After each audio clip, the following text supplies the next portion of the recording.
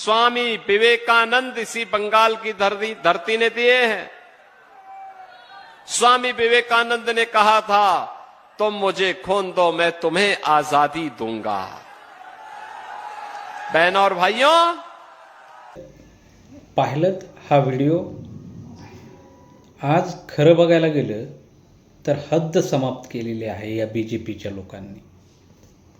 अरे येड्यातल्या येड्या किंवा जे इतिहास शिकलेले आहेत त्या कुठल्याही जी मठ्ठ जे लोक असतात त्यांना जरी विचारलं की तुम मुझे खून दो मैं तुम्हें आज़ादी दूंगा, हे वाक्य घोषवाक्य कोणाचे आहे असं जर विचारलं तर मठ्ठच्या मठ्ठ मुलंही हे उत्तर देतील।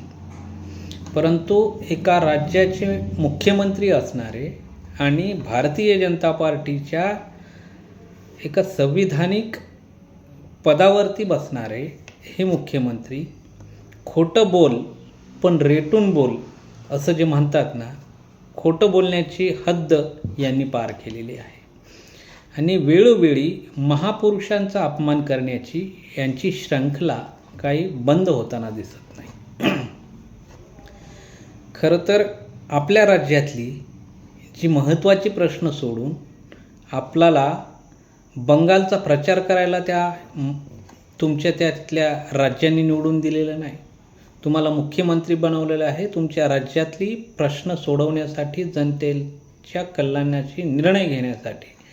आणि एकतर तुम्ही हे सगळं सोडून देऊन तुम्ही त्या पश्चिम बंगालमध्ये प्रचाराला जाता, तो तुमचा अधिकार आहे। जायचं का नाही जायचं हा तुमचा आहे, परंतु तिथं जाऊन खोटं बोल पण रेटून बोल अशा प्रकारचं वक्तव्य पूर्ण भारतीय जनता पार्टी करताना दिसत आहे। 2 दिवस बघितलं आपण की नारी आरक्षण बिल किंवा महिला आरक्षण बिल कसं पास झालं नाही आणि विरोधकांनी नारी शक्तीच्या विरोधामध्ये हे विरोधक कसे आहेत आणि नारी शक्तीचा अवमान या विरोधी पक्षाने कसा केला हे सांगण्यात यांची घसा कोरडा पडला। तरीही त्यांना ते खोटं लपवता आलं नाही।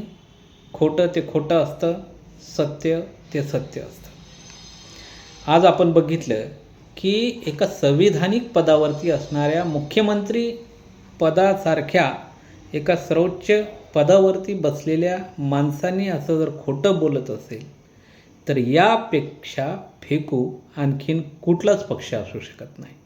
धन्यवाद।